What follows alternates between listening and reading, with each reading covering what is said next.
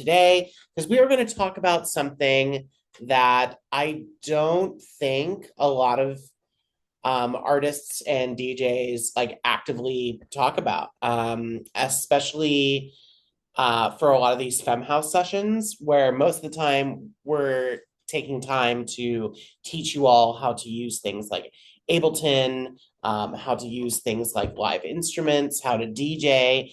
So today's going to be a little bit different. Don't mind me, always thirsty. So I'm really, really excited to be your teacher today. If you're not familiar with me, my name is Babyweight. I am a artist and DJ based out of the Washington, D.C. area. And I have multiple releases on labels like Insomniac, Walker and Royce's label, Rules Don't Apply. I've played Dirty Bird events multiple times. I've done Coachella. I've been around for a long time. So I like to volunteer with FEMME House because I really believe in what they're doing and their message, particularly as it pertains to giving opportunities to female and gender nonconforming artists and performers and DJs and giving them opportunities. So I'm super excited to be here today. Yeah, let's get this show on the road, shall we? What I'm going to do is I'm going to go ahead and share my screen. And I want to know whether or not you can see um, what I am sharing with you.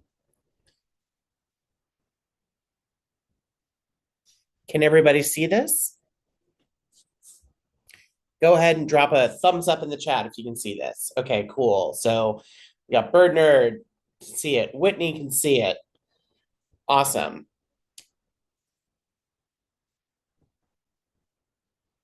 Okay, cool. So I'm going to start the slideshow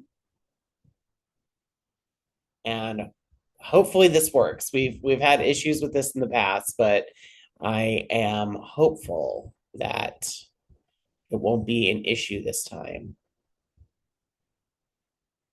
All righty. We're going to share a different screen. Oh, okay. Cool. Hold on.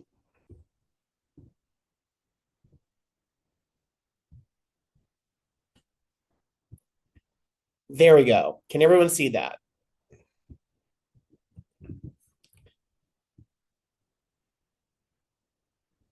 Oh my goodness. Okay, cool. Everybody can see that. Yes, it's hot here, honey. It's been like 92 degrees out here in Washington, D.C. I'm sorry. Okay, cool. So, screen sharing was paused. Oh my goodness. Oh, I'm always having issues with screen sharing. Okay.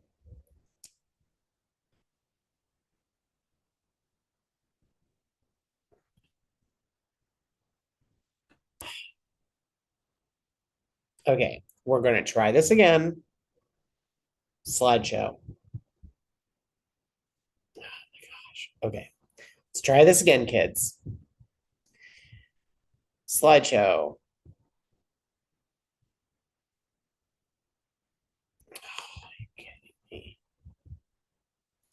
Okay, kids. While I'm figuring this out, everybody in the chat, tell me what's your favorite song at the moment? What artists are you really into?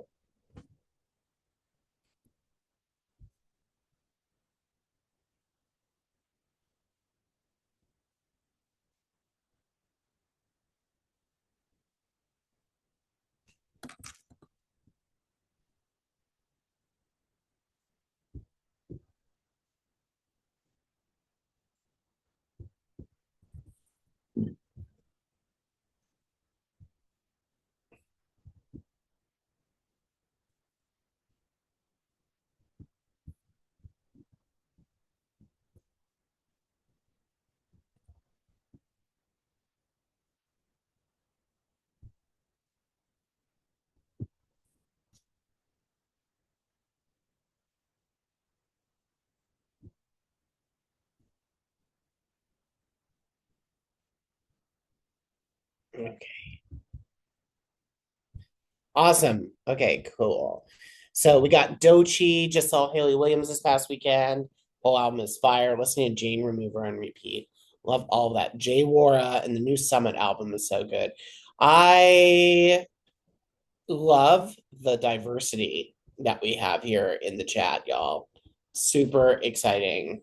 Um, and all of those are amazing things that all of you should check out. I was pleasantly surprised by the John Summit album as well.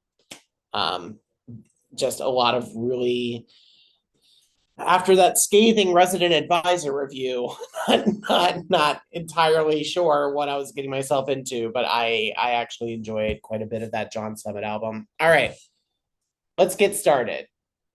So, thumbs up in the chat if you can see the slideshow. Yeah, cool. So, today we are going to talk about building your brand, how to create a universe for you and your sound. So, as some of you may know, if you're not familiar with my work, I try to have a very unified vision for everything from the way that my music is to how I market the music to how I handle everything on social media. So at in this current day and age, your artist project, yourself as a DJ, everybody walking around, everybody is a brand. And it seems super corporate and kind of crazy to say out loud, but all of us are a brand. In fact, even if you weren't a musician, how you interact with other people, that's your brand. So that's kind of the world that we're living in. And so to move forward in it and to kind of like really leave an impression and stand out, you have to come up with your own perspective. And that's what we're going to go over today. So the goals for this session, okay? First, we're going to define the basic essentials that every artist should have when they're creating their brand, okay? Then we're going to examine a press kit. So we're going to use a real life press kit and we're going to break it down and I'm going to show you how you can make the most impact with very little space. Content in a digital age, is it important? We're going to be going over content in terms of like how you market yourself on social media, in terms of whether or not it's even worth doing. Shocker, it is, but not for the reasons that you might think. Then we're going to examine a character Bible and discuss why they're important. We're also going to break down how to create a voice for you and your project. So, a little bit about myself really quickly. Again, who am I? I've performed at Coachella, EDC, Dirty Bird Campout, Lightning in a Bottle. I've shared stages with the likes of Chris Lorenzo, LPGOB, the founder of FEMME HOUSE, Sammy Vergi, Duran Duran. I mean, the list is very, very long. So I won't bore you with the details. Just to let you know, I've been around for a while. I've had releases on Insomniac, He, She, They, Yes, Yes, Yes, Club Sweat, Southern Fried, which is Fatboy Slim's label, What to Do, which is Justin Martin's label, and Rules Don't Apply, which is Walker and Royce's label. Not here to name drop, but just to let you know what those labels are, who they're affiliated with. I'm an advocate. I'm a mentor, obviously, through FEMME HOUSE, as well as Sydney Blues efforts at Change the Beat. In addition, to making very vocal efforts for greater inclusivity in dance music. If you follow me on social media, whether it's Twitter, Instagram, Facebook, etc., my mouth does not shut. I am constantly speaking out on things that I see online, things that I see in real life, and things that I, just as a transgender woman living in this country, have to deal with on a daily basis. I do not shut up. So, yeah, kind of known for that. And I've been nominated a few times for a couple of things, most notably Breakthrough DJ of the Year by DJ Mag in 2023 and 2025. I was nominated for Breakthrough Producer of the Year at the FEMMEs, which was sponsored by FEMME House and Billboard Dance. So now that we're past that, first thing we're going to go over. We're going to go over brand essentials that every artist should have when starting out. So you should have an EPK, which is also known as an electronic press kit. Okay. This is what an EPK has. Okay. An EPK typically has photos, short bio, et cetera, et cetera. I'll go into more detail on that in a minute. You should have a character Bible. Okay. This is like your manifesto. A manifesto, call to action, which goes in line with the character Bible.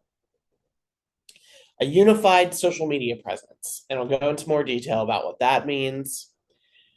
And a good little tip to have in your back pocket is whenever you are doubtful of what to do, look to legends in music and see how they made waves when they were starting out. Oftentimes, it all comes down to thinking outside the box.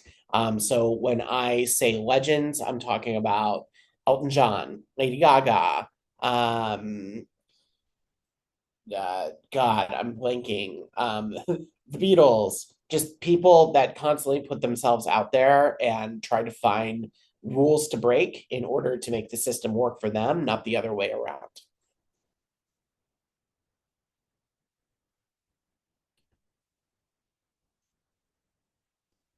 Electronic press kits. Okay, so if some of you might be hearing about this for the very first time, if you know what an EPK is, go ahead and raise your hand right now in the chat, just to make sure.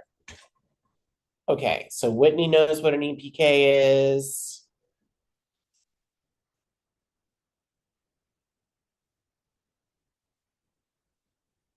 Vaguely. Okay, cool. Oh, I just realized, Whitney, if you were raising your hand because you had a question, go ahead and type it in the chat for me before we get going.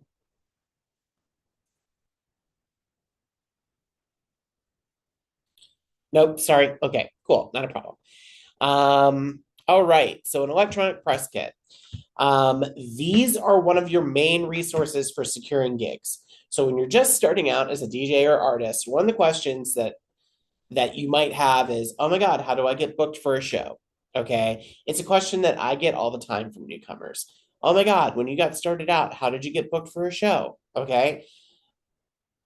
There's a few factors. Okay. One, you need to be in a community that has a scene. If it doesn't already have a scene, you need to create that scene or go somewhere that where a scene already exists. Okay. So if you've seen the movie Field of Dreams, you know the phrase, if you build it, they will come. There is truth to that when it comes to the dance music scene. But when you are starting to create a scene, it can take a very long time. I'm going to use Richmond as an example because we have somebody from Richmond here in the chat. Okay. It has taken multiple years of shows failing and flopping and barely breaking even in order for there to be any kind of electronic music community going in Richmond. Post pandemic, we have the Jungle Room, which is now LOSO, which is this incredible venue in Richmond. They've been busting their butt to really program everything so that it has an authentic feel and they have like a real underground dance music community going. Okay. That took a very long time. Okay. If you're in an area where you don't have that or somebody that's committed to creating that, you have to go somewhere else to get those gigs. Okay. Now, when you get there, okay, that's where the EPK comes in handy. Let's say you meet a promoter, you tell them that you're a DJ, you'd like to go ahead and get like you'd like to get a gig, maybe as an opener for somebody. 9 times out of 10, they'll say, shoot me an email, and they'll be expecting to see a press kit. Okay. This is what's in a press kit. There are key sections to a press kit. Okay. You have your bio. Okay. This is a little bit about yourself, some of the things that you've achieved, some of the music that you've put out, what you're all about.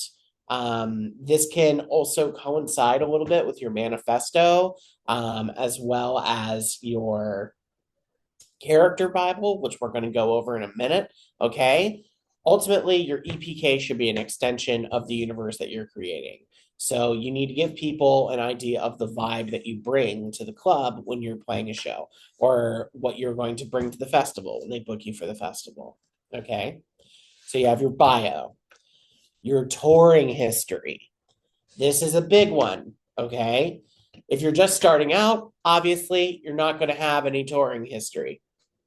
Okay. That's perfectly fine. Okay. Everybody has to start somewhere. All right. But you want to make sure that you have a touring history so that they go, oh, okay. If you have played shows, they can go, okay, this person has played these here, there, etc. Notable mixes and tracks. Okay. So let's say you've made some music, you've put out a couple of things, or let's say you did a DJ set and it went on YouTube, or you recorded a mix and it's on your SoundCloud. You want to include that kind of stuff onto your EPK. Okay. Contact info. Okay. This seems super basic, but you would not be shocked at the amount of press kits that I've seen where they take all this time and effort to be like, oh, this person's an underground artist and they've done this and they've done that. And it has great photos and great visuals and everything, but there's nowhere on there about where to contact somebody. Either put, if you don't have a manager, if you don't have an agent, just put your information there. There's no shame in that. I used my personal email for a very long time before I got a manager. It's perfectly okay. All right. If you want to make it look even more professional looking, open a Gmail account, make it management at nameofartist.com. Okay. Like, you'd be shocked the amount of artists that like have gotten gigs because they pretended to be a manager behind a fake email. With notable mixes and tracks, do we include links to the music or just list them? I'm going to show you a good example of what you can do. I use hyperlinks on mine. My EPK is a like an interactive PDF. So I'll give you like I'll show you like a super well done EPK, and then we can go over some more basic press kits that you can create, including a one sheet. If you're just starting out, you may want to invest in a one sheet, which is basically a more simple EPK. All right. On average, a press kit is going to be like maybe 2 to 3 pages long. But when you're just starting out, there's no expectation to have one. If you don't have a touring history, what would you put there? Where you want to go, or leave empty? That's a great question. If you don't have a touring history, you can always put your bio there. You can always put like a mix that you've done on SoundCloud there. You can put your contact info. Like, if you don't have a touring history, obviously, you're probably going to lean more towards a one sheet versus like a full-blown press kit. Okay. So, really quick tip here. In previous sessions that I've done with FEMME House, I talk a lot about intention. Okay. Intention setting is a instrumental piece in the puzzle, like when it comes to being an artist. So when you're making a remix or making a press kit, doesn't matter what it is, think about what you're trying to achieve here. Okay. At the end of the day, you're trying to get people to go like, oh, okay, this artist means business. This is not a hobby for them. This is like actually something they want to pursue. Because I would imagine most of you, if you're a musician or a DJ or whatever, right? it's cool to have it as a hobby, but if you did turn it into more than that, it would probably be something you'd want, right? So, like, might as well swing for the fences. Okay, so character Bibles. And I'll show you an example of my character Bible at the end of this. Okay. This is arguably just as important as performing and making music. Okay. Because everything starts from this.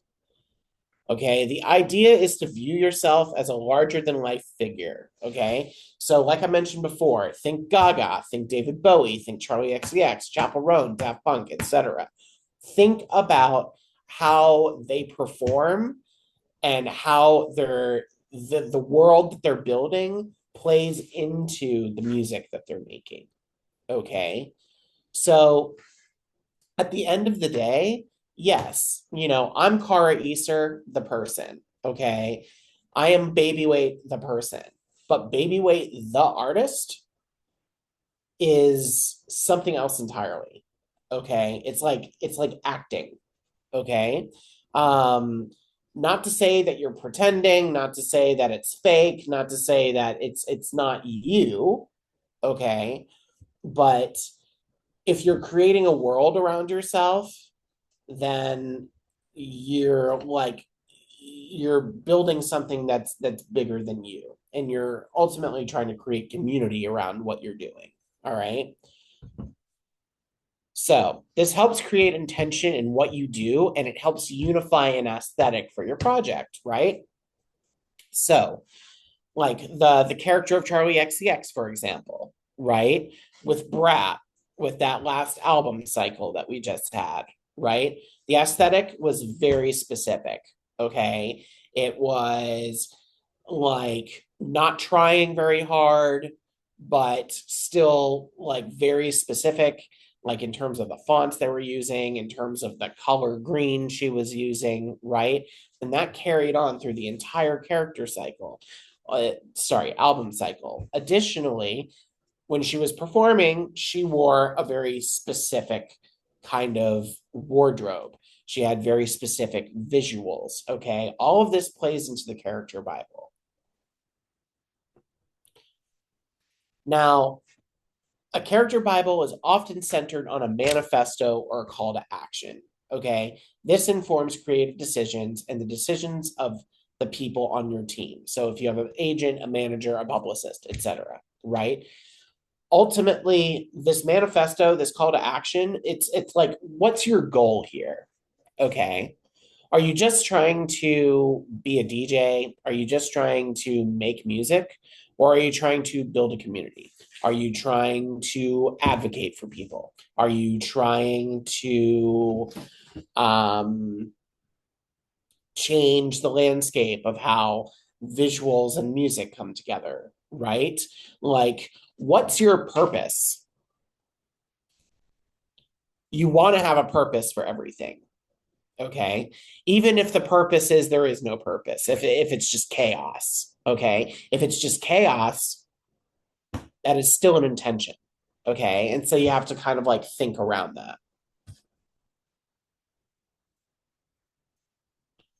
Now, an important note to make is that Bibles can change as you evolve as an artist. Okay. So think about David Bowie as an artist very quickly. David Bowie, throughout his career before he died, had very specific periods. Okay. So you had the Ziggy Stardust period, you had the Aladdin Sane period, you had his Berlin period, et cetera, et cetera, et cetera. Okay. All of those periods had very specific visual aesthetics, connotations, and that bled into the music that he was making. Okay. I would even argue that an artist like John Summit has gone through three different periods in this last 5 years. Actually, let's expand that. Let's say the last 10 years. Okay. He started as a kid who really liked tech house. The pandemic happened. His Bender period started happening. After the Bender period, we have Superstar Summit, okay, which is like he's headlining festivals, selling out Madison Square Garden. Okay. All of these have different visual aesthetics, right? When he was first starting out, it was a little bit more basic, a little bit more bare bones. When he blew up after Deep End, it became all about like tech house party vibes. Okay. We're talking the upside down glasses. That was part of his vision. The floral shirts that were wide open. That was part of his vision. And then he evolved again. And then his aesthetic changed a little bit. He's wearing more streetwear. He's kind of like reeling it back a little bit. Okay. All of this stuff, if he had created a character Bible, would probably be in the character Bible. Additionally, how you voice yourself in public also plays a role in that, which we'll get to in a sec. Content. Woo! The thing that none of us like to talk about. None of us. Okay. Also, really quick, show of hands. Drop in the chat if you're still with me. I know I'm going a mile a minute here.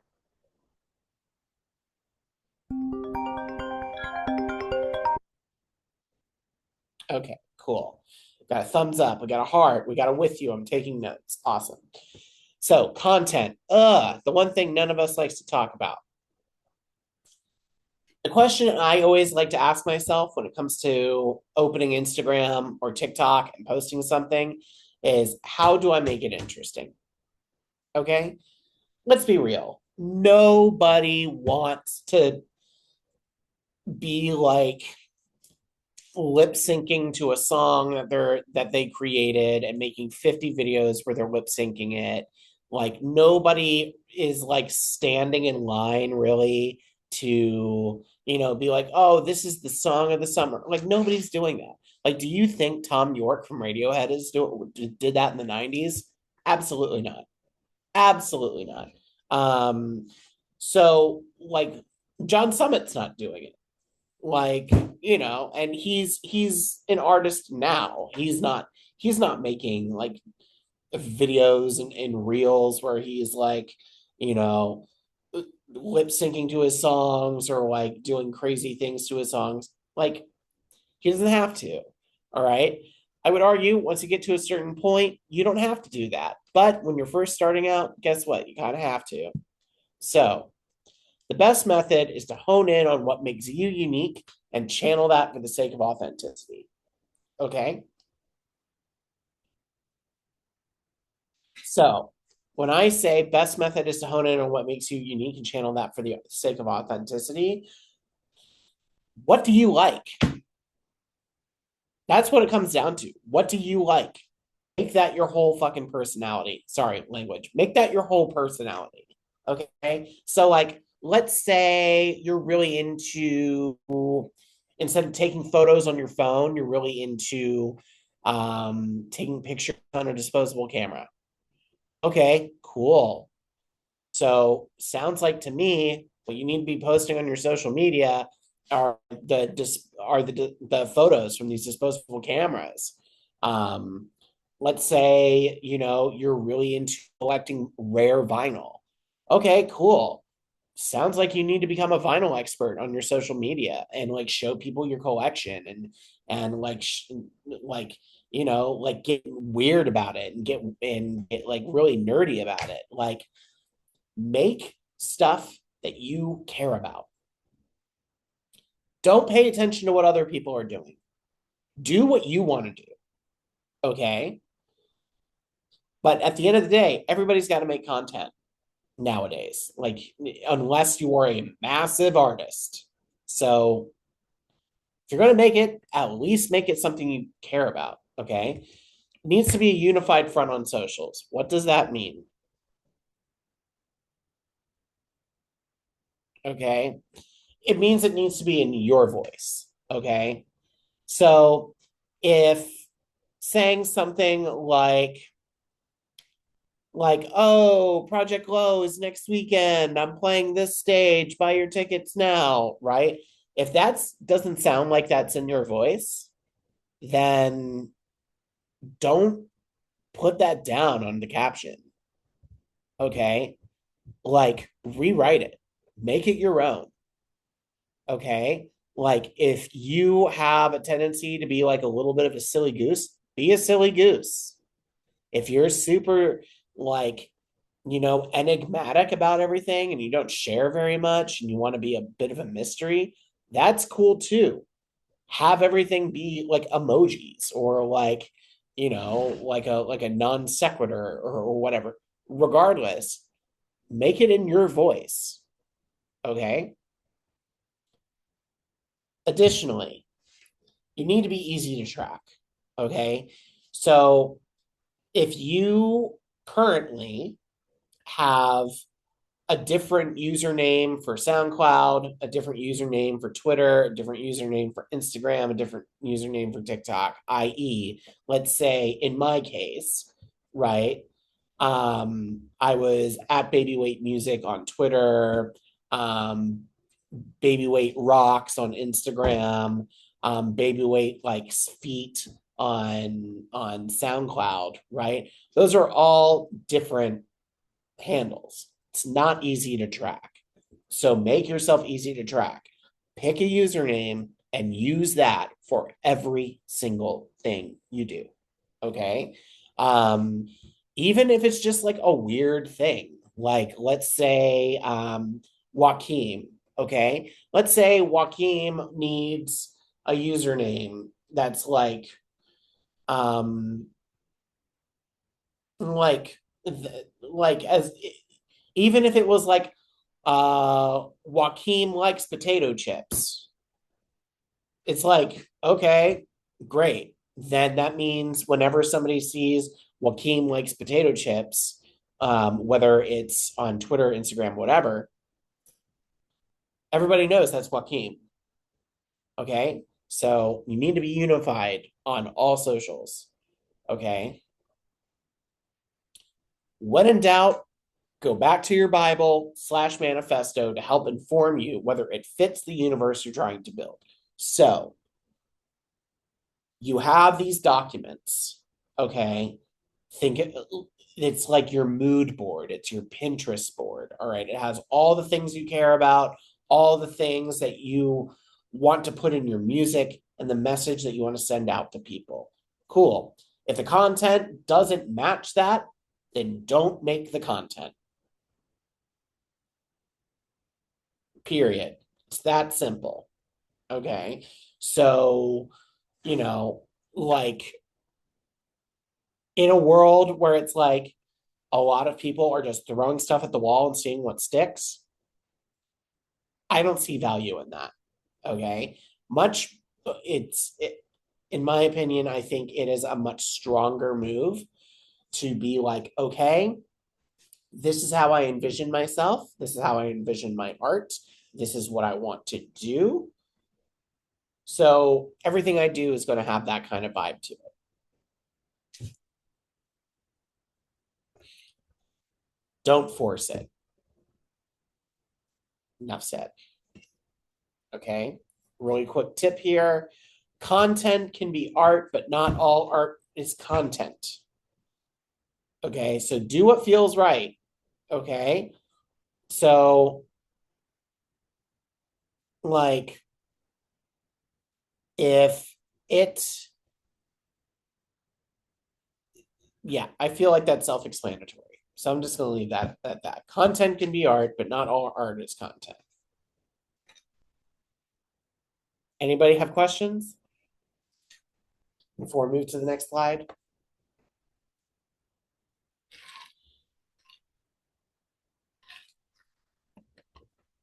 I promise we'll get to the EPK and we'll also get to the character Bible.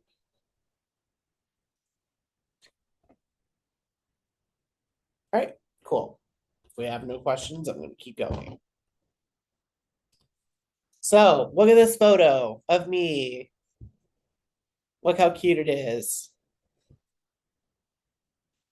This is from a photo shoot that I did.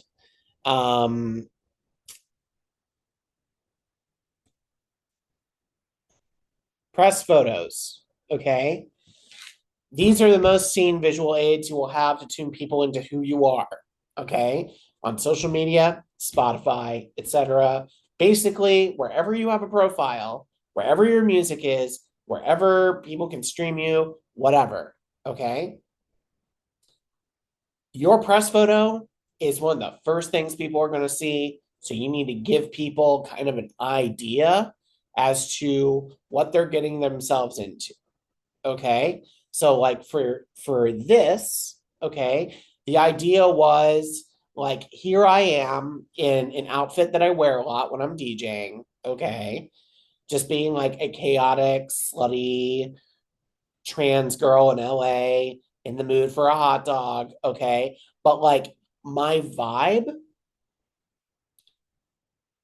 with my music, like some of the words, some of the phrases that are constantly like pushed out by me and my team, words like feral, words like riot girl rave, things like I make music for hot girls and heathens. Okay. We wanted something that felt a little messy, a little sloppy, a little chaotic. So we did this. Okay. Now, it's important to have a variety of photos for special announcements, promoters, for every day, etc. So this is what that means, okay? So like let's say you are announcing a new project, okay? You should have photos for that. Those photos should be different from the headshots, like the professional photos that promoters use, like when they're announcing a show, okay? You also need to have extra photos in kind of like stowed away for a rainy day, okay, that are in line with your vision, in line with what you're about. So that way, when you're curating your social media, everything has like a certain flow and everything kind of like feels like it's from the same universe. Okay. Best practice is to try and get new photos every year at bare minimum. Okay. Because at the end of a year, okay, promoters, especially when you get booked for a bunch of shows, okay, and when you first start out, it might not be that way, right? You might be able to get away with not as many press photos. But after a while, that when the same press photo has been used over and over and over and over and over again, it gets to a point where that repetition, people mentally check out. So you need to have extra stuff kind of like ready to go for future things. Okay. So the reason why I'm showing this photo is this is from last year. Okay. I was doing my summer tour dates were called Feral Girl Summer, the Feral Girl Summer, because in September of that year, September of last year, I released a track called Feral on LP's label, Yes, Yes, Yes. And so we wanted photos that kind of mirrored that vibe. All right. Sorry. For this year, we have different photos because the manifesto for this year is we are doing Hot Girls and Heathens as well as dance music you can cry to. Okay, we're giving euphoria on the dance floor. So the photos that are for this year are going to be a little bit different from this one. Okay. Tip: feel free to experiment or take old photos and flip them into a new light using editing. Okay. There are so many apps out there that you can literally like cut videos and photos apart and stitch them into new things. Like, feel free to get weird with it. Okay. If there's an old photo that you haven't used in a long time, like make it black and white. Like make it, like cut it out and make a collage, like get weird with it, okay? But ultimately you need to have things ready to go. Especially if like you are pursuing this as like a full-time endeavor and not as a hobby. Okay, so before we get into the EPK, before we get into the character Bible, does anybody have any questions?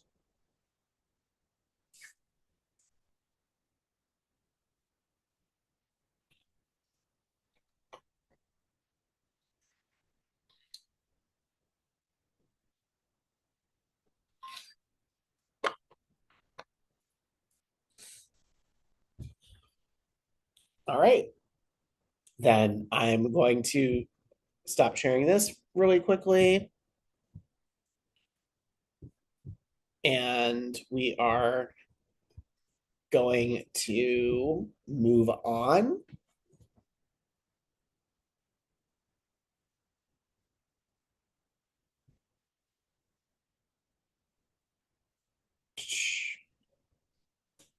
What do you guys want to see first? Do you want to see the press kit first or the character Bible?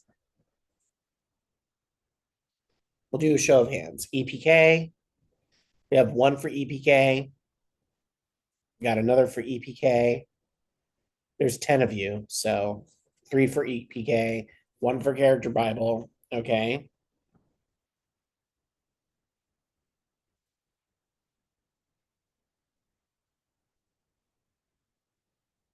I'm getting more votes for EPK.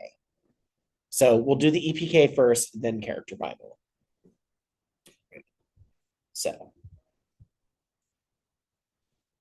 and this is great because we just freshened up the EPK for 2026.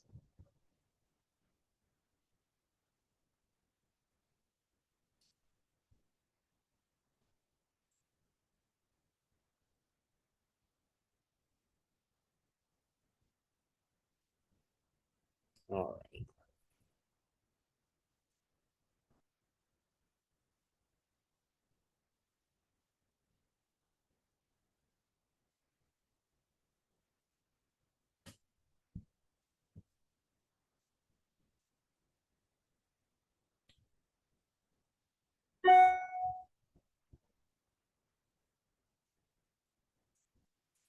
All right. So I'm going to share my screen again.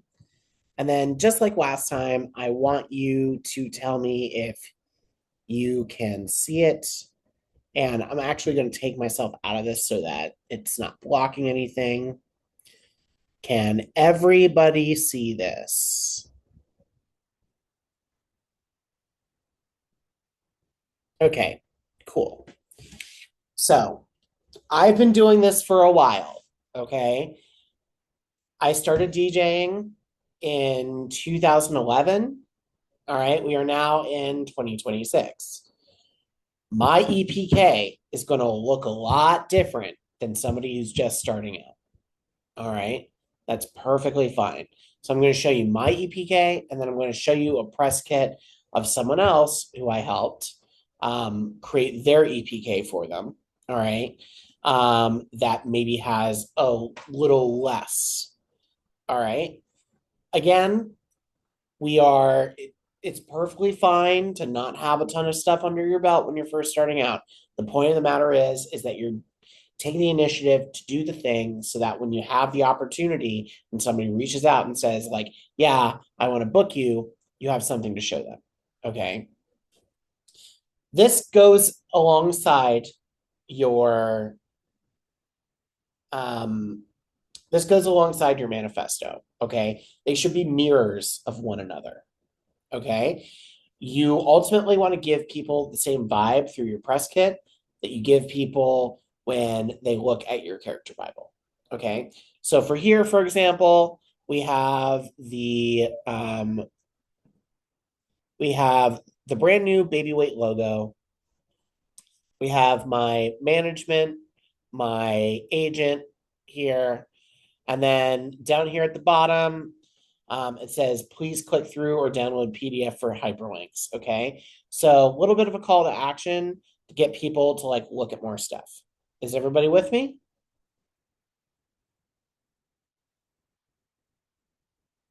All right, cool. So this is my bio. Okay.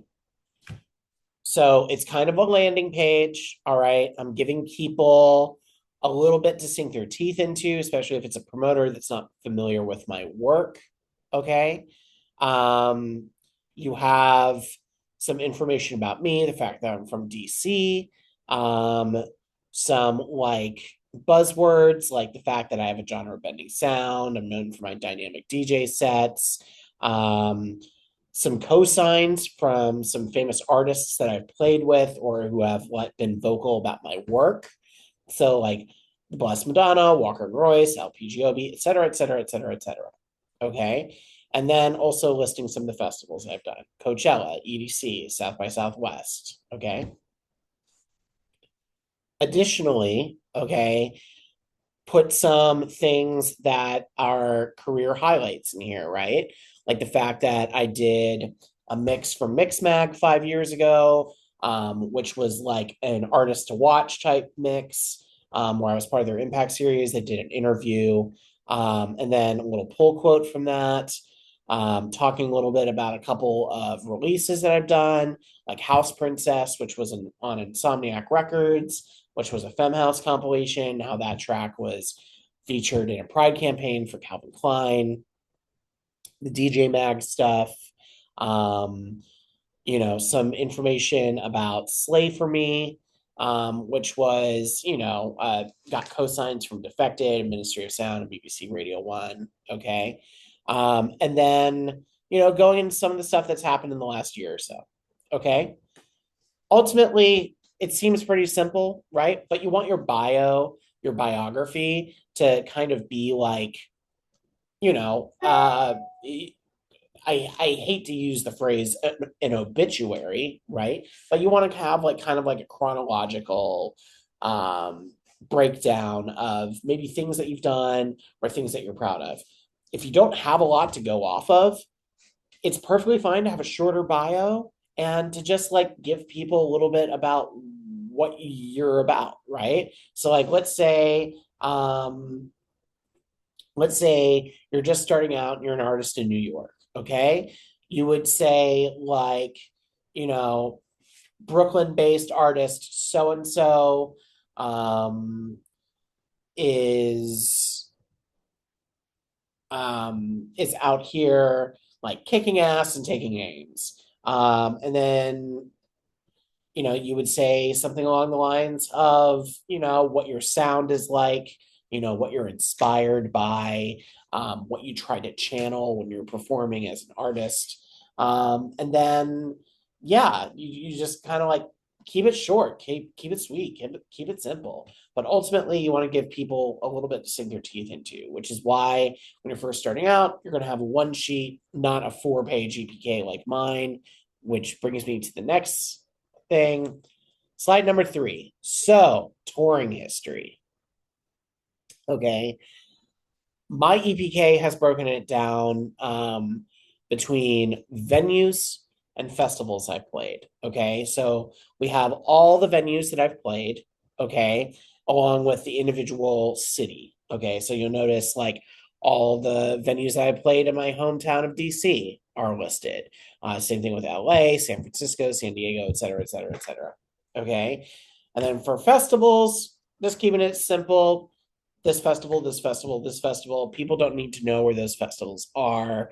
If they want to, they can do more research. Okay. On the third page, we also added some things that are kind of like new for bookers and talent agencies to kind of like sink their teeth into, right? So I did a set for Book Club Radio back in October. That set did very well on YouTube, so we included that. Okay, we took a photo from that set, used it. If I were to click on this, okay, it opens a little tab in Safari. How did I do this? I added a hyperlink on this. I used a program called InDesign. It's an Adobe program. You do have to pay for it, okay, but you can make these for free, for cheap, okay? All you need to do is you can literally do it in a Google document. You can do it as a Google slide, all right? And then you export it as a PDF. It's not that hard, all right? It is time consuming, but it's not hard. So we have the Book Club Radio thing, and then we have my guest mix from BBC Radio 1 that I did a couple years ago because that's still getting some traction. And because BBC Radio 1, whether or not people in the US want to admit it, when a promoter sees that you were on the radio, it does a little bit. Now, underneath that, okay, we have some newer tracks, right? We update this maybe twice a year. So we have the tracks that are either just came out or tracks that are notable in some way, shape, or form. Like they help build the brand, right? So, for example, this track right here, Expression, right, which came out on He, She, They, did okay streaming wise, right? The reason why we include it is because of my message as an artist, which is all about inclusivity, which is all about creating equity for the LGBTQ community, about raising marginalized voices. Okay, and He She They is a label that is all about those things. Okay, so we included that in here, even though comparatively speaking, it maybe has less streaming numbers than House Princess. Okay.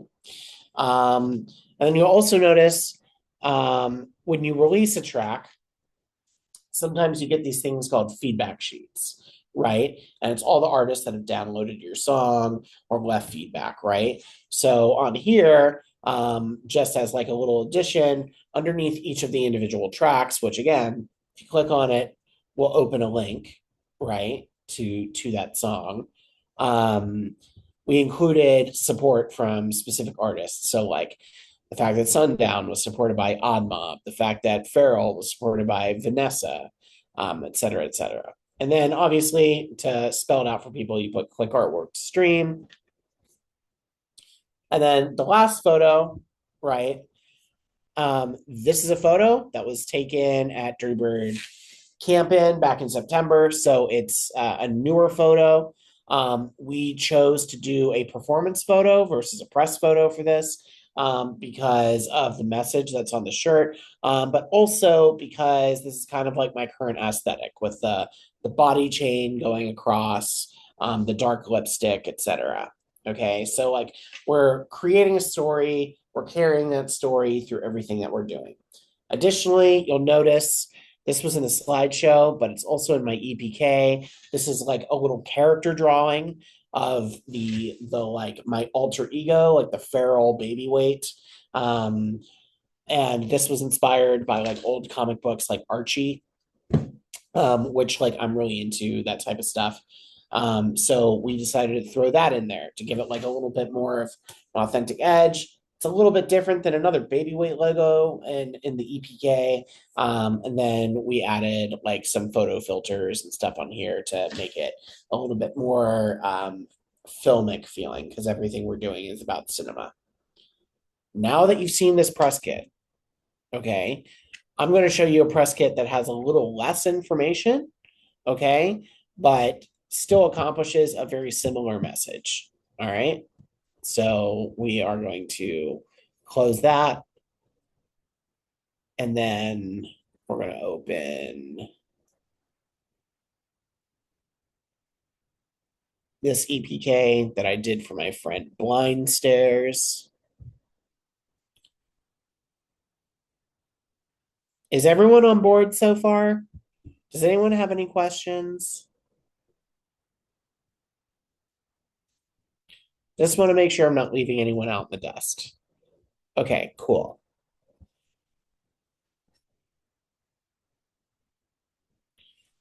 Lighting designer, and I've worked at a lot of festivals, venues internationally. Could I include that here?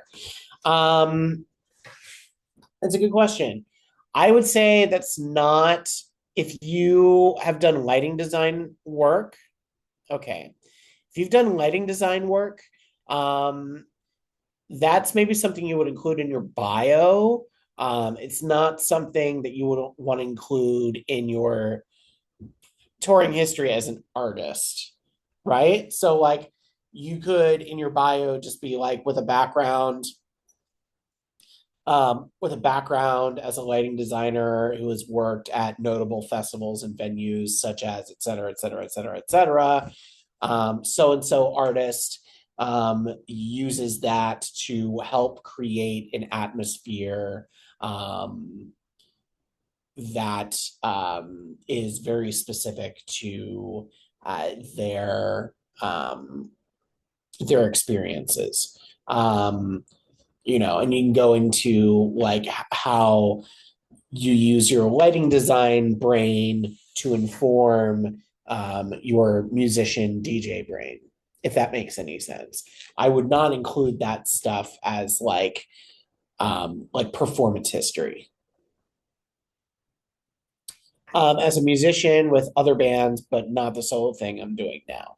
You could um, you could, if you were part of a band, you could, in theory, and I've seen this, right? Like you have James Murphy from LCD Sound System, who's also a D. Like so, James Murphy started as a DJ. He then formed the band LCD Sound System, and then he also DJs separately from that.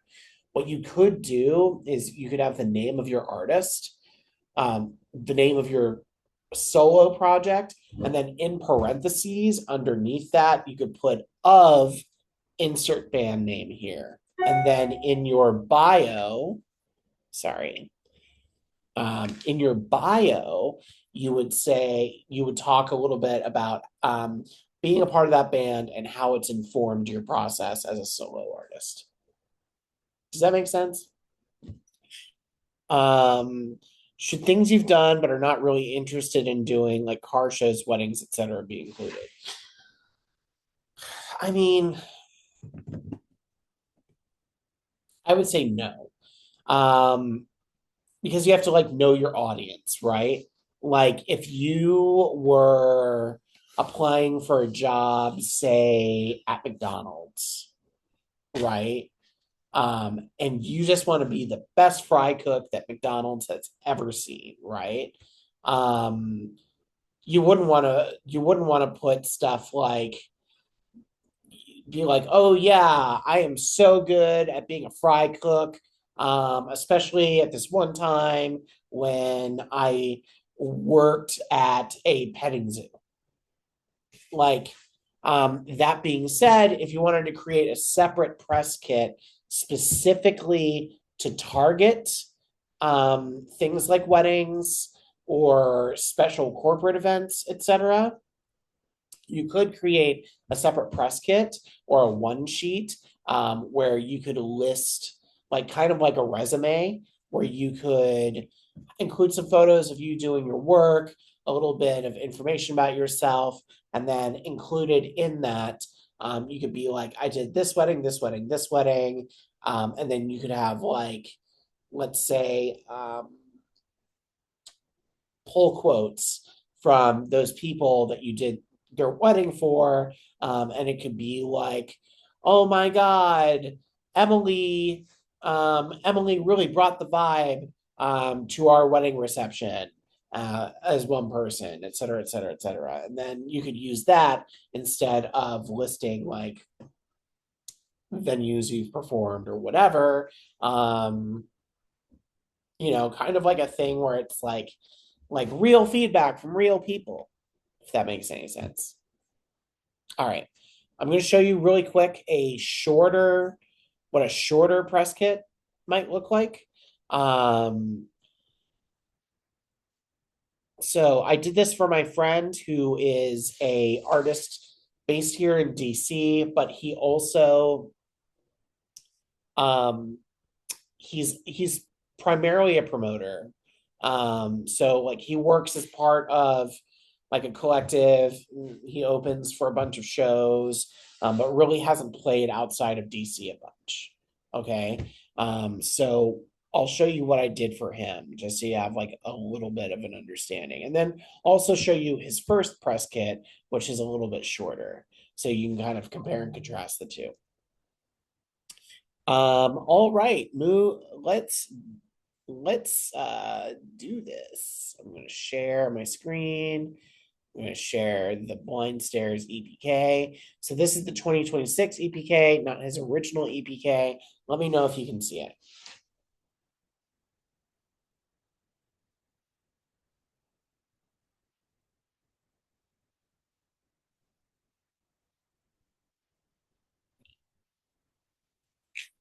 All right, cool. So he didn't have any press photos, any new press photos.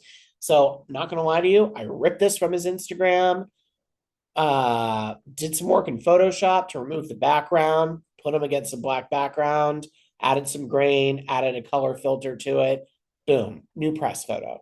Okay. You also notice he has his friend Kate, who is a talent buyer for a promotion company here in DC called New Androids.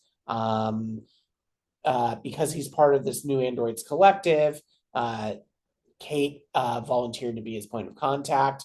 Again, you always want to have a point of contact here. And then again, we used his logo for the first page. Now, you'll notice it's very similar to my EPK. Why? Because I created a template. That's right, ladies and gentlemen. I created a template, which what I'm going to do is I'm going to give this template to FEMME House, and then I'm going to have them send it out to each of the individual people who signed up for tonight's class. So that way, if you want to create your own press kit, you have a starting ground. Now, here's the deal. All right. The template is an InDesign template, right? Which means it only opens in Adobe. Okay. So what I'm going to do is I'm going to give the template, and then I'm also going to give a PDF version of my EPK, right, to FEMME House. So if you don't have any Adobe programs, you at least have the PDF of my press kit to kind of like base your press kit off of. All right. So we're just going to do that. So my friend Yuri, what we did, I talked to him a little bit. You'll notice the fonts here a little bit bigger than mine, okay? Because he didn't have as much touring history or anything like that, okay? So I asked him what some of his proudest achievements were. So we have his name, Yuri Sanchez, professionally known as Blind Stairs. He broke into the scene in 2017 as part of a collective that's no longer doing shows, but he was part of a collective, so that's worth mentioning. And he's established himself in his hometown, the DMV, as one of the most versatile resident DJs with a sound that can only be described as bursting with feeling. This is an actual quote that I found about him somewhere. His ability to showcase extensive range as an artist and expertly craft narratives during his set has landed him as support for some modern dance music's heaviest hitters, including Danny Tenaglia, S.G. Lewis, Blue Youth, etc., etc., etc. He hasn't really headlined his own shows, okay? So as far as touring history goes, because he hasn't really stepped outside of DC, it was important for us to like focus what he's been on support for, right? So that way, if he were to try and get a show in, say, San Francisco, right, that person can be there and get like an idea of the vibe that he brings to his sets so that they don't book him for an artist that's inappropriate, right? I would not book my friend Yuri here to open for Amelie Lenz or Charlotte DeWitt. He doesn't do hard techno, right? You want to try and make that clear in what you're doing. Again, this comes down to intention. This comes down to vibe setting, all right? Going into 2019, Blind Stairs was brought into the fold as a member of DC-based collective New Androids, staple of Washington's music scene, known for their community-focused events, showcasing cutting-edge music from across the electronic music spectrum. Again, didn't have a lot to work with, so what did I do? I used a little bit about the current collective he's with, talked a little bit about that collective to help paint a better picture of what he's about. Despite still being early in his career, Blind Stairs shows no signs of slowing down as he expands in his sound in 2026 beyond DC scene, with recent plays in Puerto Escondido, Oaxaca, Zippolite,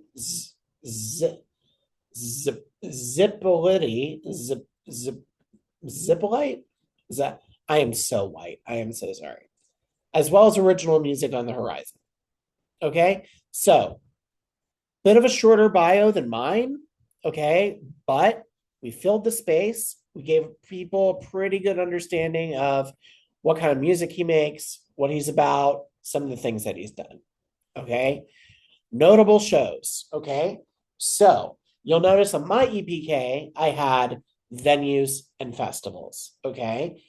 He's only really played shows in Washington, D.C. So, because of that, you have all these venues that are in Washington, D.C. for the most part. And instead of what we had on mine, we listed the individual shows that he's been on support for, as well as the dates of each show. So that way you can kind of see a touring history. People can see how long he's been doing this. Gives the sense that he's been doing it for a while. Okay. Additionally, we added international venues over here on the right, of some of the things that he's done in Mexico. Okay.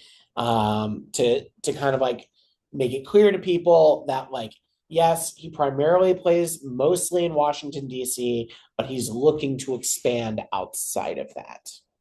Okay. Does that make sense? Again, this all comes down to intention setting. Additionally, you'll also notice that in the press kit, okay, we have a performance photo here from the back looking out at the crowd, performance photo here of the crowd looking at him, okay? You want to have a little bit of variation here. This is why having a multitude of press photos is important.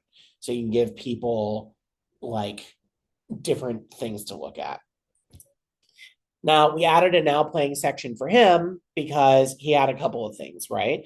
So we put a live mix here of a show that he recently did. He was support for Who Made Who.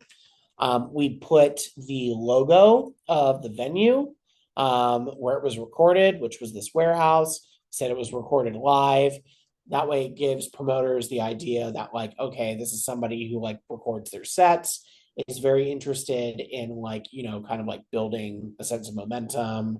Additionally, included a couple of tracks that he's done, that he released independently on SoundCloud. Even though they don't have a lot of streams, what this shows people is that he's an artist that's interested in making his own music. He's not just, okay. Again, these are clickable. And then similarly, took this photo of him, expanded the background, et cetera, made it black and white, logo, contact, Instagram. Okay. So this is his new press kit. I'll show you the old press kit just so you can kind of compare and contrast. All right. This is a one sheet that I'm about to show you. Okay. This is a single sheet. And this is what probably most of you are going to be using at first, okay? Because it's a lot less convoluted. There's a lot less going on. All right. So we are going to share my screen. Boom, boom. All right. Quick show of hands. Can everybody see this? Thumbs up if you can.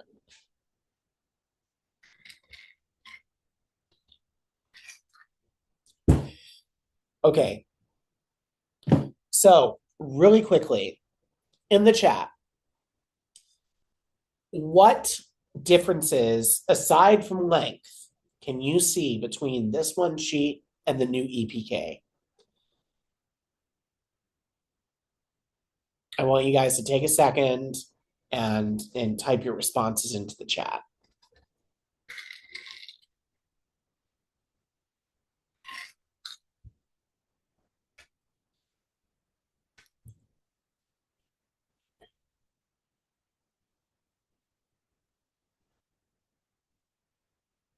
Okay. All right. No logo, not as many pics, less info, no links. Okay.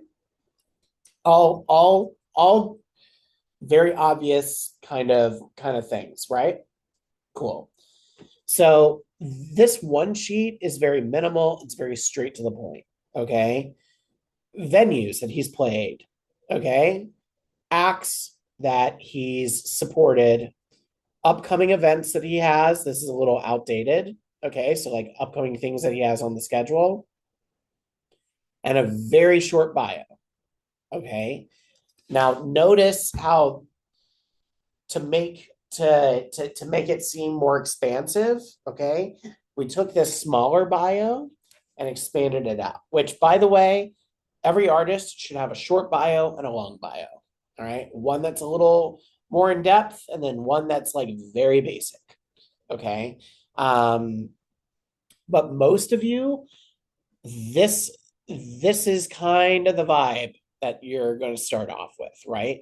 So you're going to want to use a press photo, okay, of you looking good, something minimal. Hopefully, you want to have like maybe a basic backdrop behind you, nothing super flashy, or maybe you're like out on the street, up on a sidewalk, up against a brick wall, just something that is not like overly busy or something that tells a story. Okay.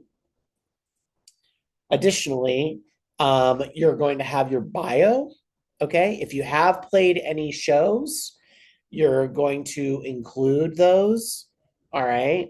If any of those shows are notable because you supported a specific artist, it's worth noting there. Okay. And then you want to put your social media at the bottom as well as your contact. Okay. Basic one sheet formula. A lot less in depth than an EPK, but a one sheet is still super important, especially if you're still starting out. So, regardless, you need to have an EPK or a one sheet. Can't stress that enough. All right. So, gonna stop sharing that. Give everyone a second to breathe. I'm gonna because we are going to pull up the character Bible next. All right. Is everybody getting stuff out of this? Like, is everybody getting anything? Like, is everyone still on board? Am I talking too much? Okay, cool. So Chanel is so helpful, editing my one sheet with these tips as we speak. Tons of great information. All good. Okay, cool. All right. So I'm going to show you my character Bible really quick. Now, if you were in the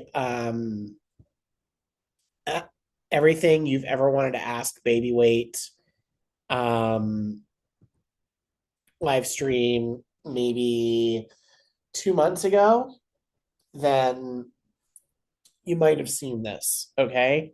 But it's definitely worth showing again, just because it gives greater context in terms of everything else that we were talking about. Okay. So when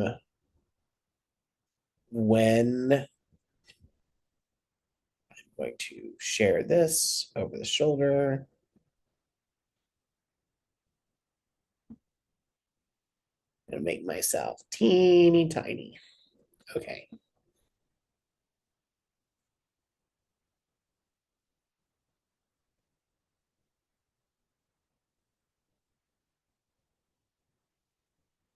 Alrighty. Can everybody see this?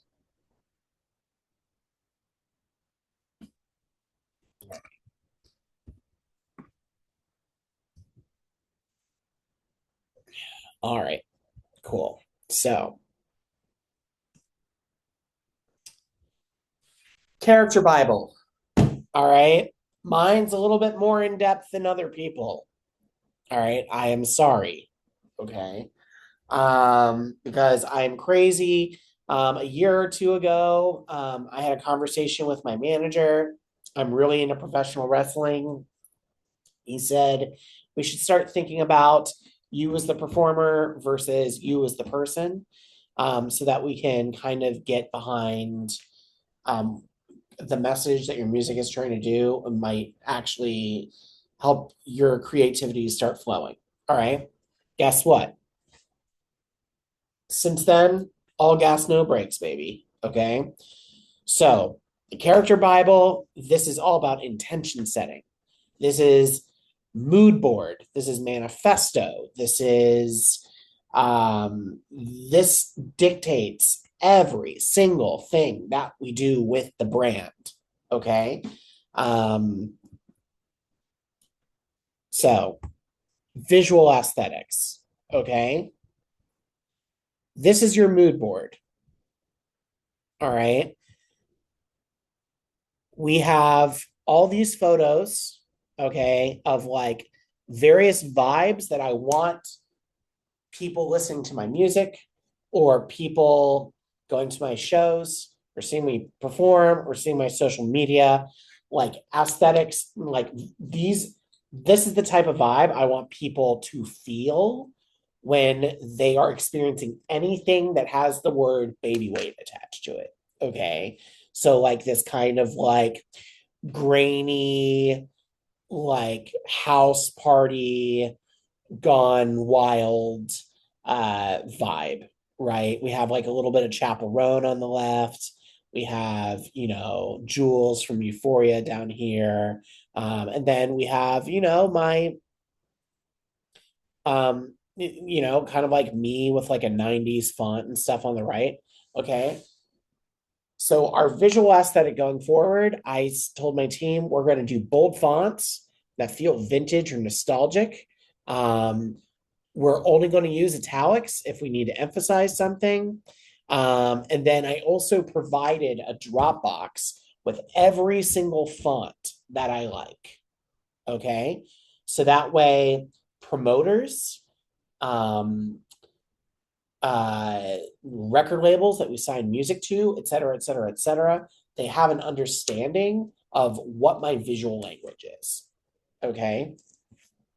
We want everything we do going forward to feel like it's grainy and analog, cinematic and raw.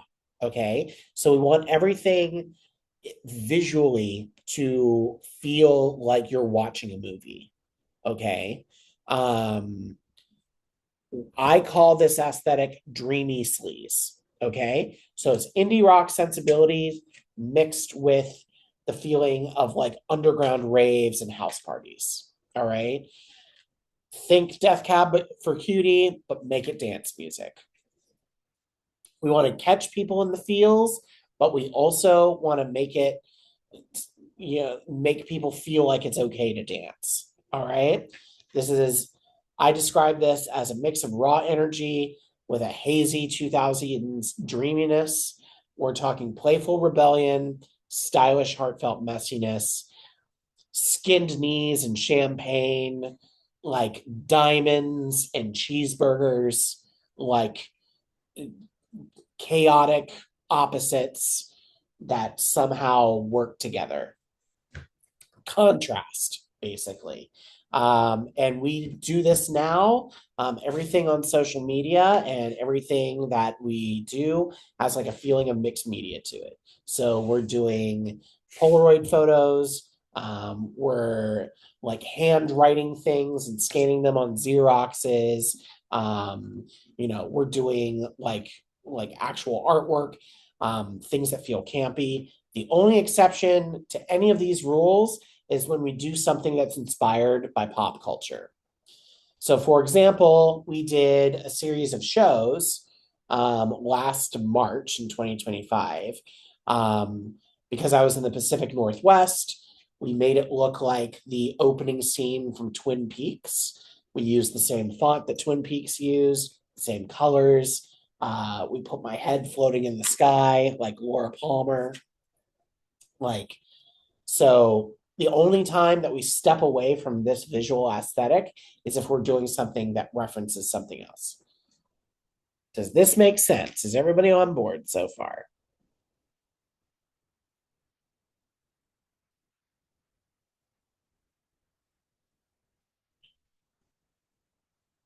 Just want to make sure everybody's alive in the chat. Yes. Okay. Dr. Meg says yes. Bird nerd. Okay, cool. Chanel, August, Joaquin, everybody. All right, cool. So some of the things that I'm inspired by, okay? These are some of the movies that inspire a lot of the vibes, like movies and TV shows that I'm all about, okay? And we've used these specific things to basically inform how we approach all of our visuals, all right? So we have the opening credits over here to Scott Pilgrim versus the World. the opening title screen to the Virgin Suicides with like all the handwritten stuff with the dreamy cloud background, the opening to The Craft. Bands like Metric, movies like Go, movies like Party Girl, opening to Almost Famous, how they handwrite all of the names of the actors and who it's directed by. And then some of the dreaminess from, Alfred Hitchcock and stuff. Just very strong typography, with like a feeling that's timeless, like vintage, like you're stepping into a time capsule. Um, Now, character design, right? So we wanted to make it basically going back to the idea of a wrestler, right? If you see somebody dressed up like John Cena on Halloween, you know that person's John Cena. Similarly, wearing, if you see two people, I should say, where one person is wearing a white shirt, red pants, and the other person's wearing a red shirt, white pants, and it's a boy and a girl, you know those people are dressing up as the White Stripes. Okay. So we decided that iconography was important when talking about the Baby Weight Project and how we are going to step into the real world. Okay. So it's a uniform or a style that helps inform everything we do. Okay. Especially when I'm performing. Okay. So we decided outfits should be visually bold but emotionally raw. We want to aim a little bit for like nostalgia. So like things that you would maybe see on Tumblr or Flickr back in the early 2000s, 2010s. We wanted a recognizable silhouette, so something that was distinct, but it's accessible enough for other people to wear to shows or festivals or whatever. So we wanted to build like a bit of a cult following around this, right? Which is where the idea for the crossbody chain comes from. Because I thought it would be cool if I started wearing a crossbody chain and added charms to it. People could add their own charms to their own chains. And then maybe when you're at a music festival, you look across the way, you see a gaggle of people, and they all have crossbody chains and they're all wearing like red and pink and black and stuff. And people go like, oh, they must clearly be here for Baby Weight, right? So we want, again, going back to the idea of contrast, a little glamorous, but also imperfect. So romantic touches that are feminine paired with feral energy, right? So like wearing red lipstick, but not afraid to be sweaty. Maybe ripped tights with a blazer jacket. The thing that I always like to tell my team is we want to be dive bars and champagne. Those two things. Some core themes that we constantly come back to inform all of our choices on social media. Again, dance music to cry to, the Riot Girl Rave, it's house music for hot girls and heathens. We came up with this concept from the movie Get Out, like where they go to the sunken place. I like to call it the eternal recess. So it's like we want to build an atmosphere, a place where when people step into the club, it's like they're walking into a dreamland where they can just be whoever they want to be. All right. So the eternal recess. We also decided on a strict color palette. So light blues, light pinks, and white because trans pride flag. And then with pops of like black and red. All right. And then this was the character design, right? This is the signature look that we came up with. So when people think of Baby Weight, what do they see? All right. So we wanted to have high contrast, simple silhouettes, but also elements of playfulness, whimsicality, theatricality, and camp. Because those are all things that are a part of myself as a person. I always like to do things that are a little tongue in cheek. So try to find ways to do that. Is everybody on board with this so far? Again, you don't have to get as extreme.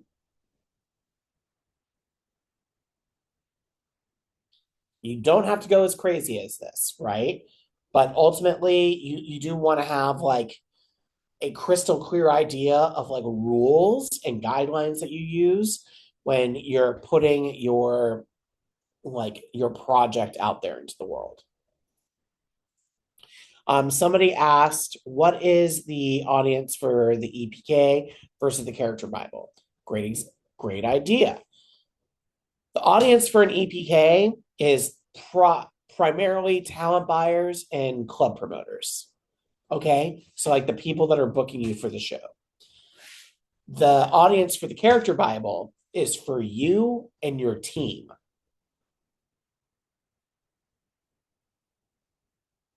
And then what you have in the character Bible then informs how your EPK is structured. And it also informs when you get booked for shows, the vibe that you're bringing to the table. It also helps inform your merch. It helps inform your social media, like all that stuff. But ultimately, the character Bible is like your little. I hate to use this. I hate to use this as an example, but like if you've ever seen the movie Seven and John Doe has that like crazy notebook with all of his ramblings and stuff in it, that's your character Bible. All right. This is like your innermost thoughts. All right. Storytelling. Every choice should be in service of the story that we are trying to tell. Is the reference we're making solely for a laugh, or does this play into the bigger world that we are developing? Okay. This is a question that I'm always asking my team. All right. Because ultimately, at the end of the day, references and paying homage to things are fine, but is it something that is in line with Babyweight the character? Okay. How does it fit within the vibe of Babyweight as an artist and as a concept, as like, this imaginary thing? All right. When in doubt, similar to what I was saying before, right? Like when you're talking about what you put out on social media, when in doubt, does it answer the question, does it fit the vibe of the mood board? If it doesn't fit the character design, if it doesn't fit any of this, if it doesn't fit any of this, okay, then is it something we should be posting? Short answer, no.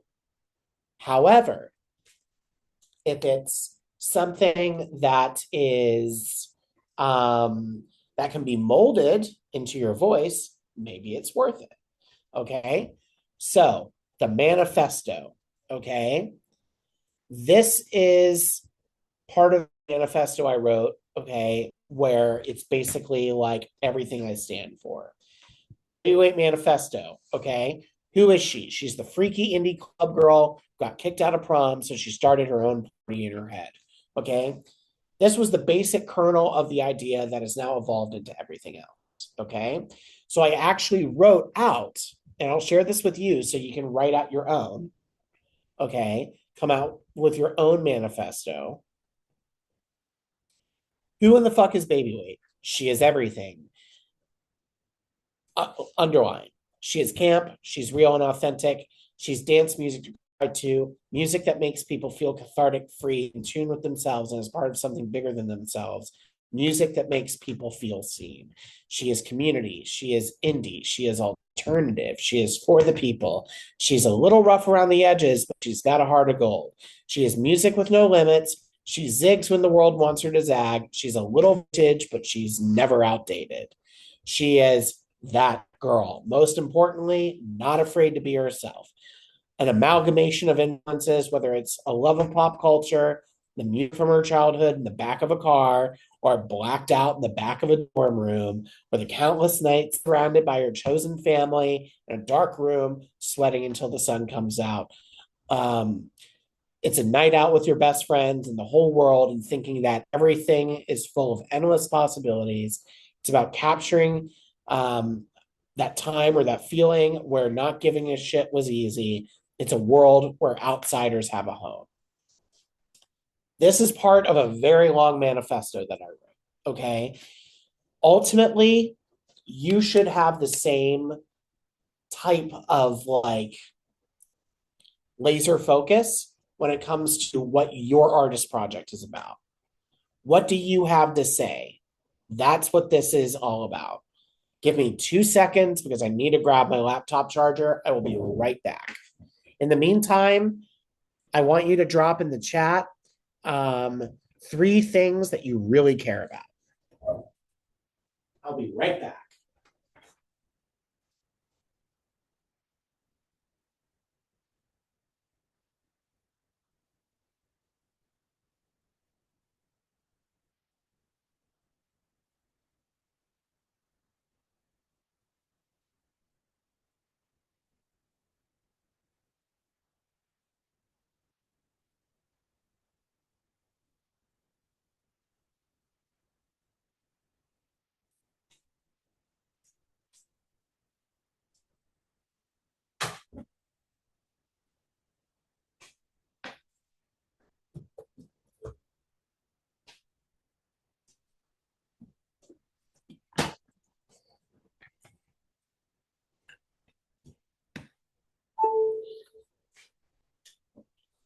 All right, so we have cats, coffee, nervous system healing other than music, cats, again, finding community, traveling the world, plant medicine, unrepressed sexuality, queer features. Did I say that right? Also, I want to learn something new. Um, what does that mean?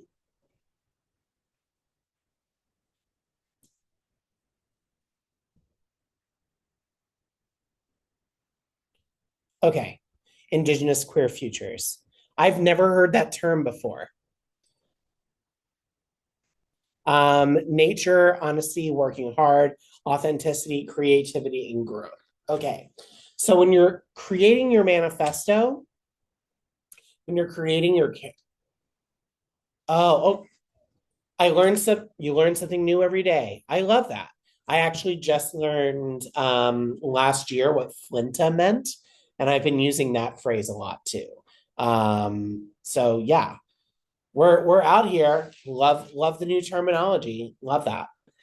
Um, so all of these things are things that you should be implementing in your manifesto. It should be things that you're implementing in your character Bible, and it should be what you stand for. Okay.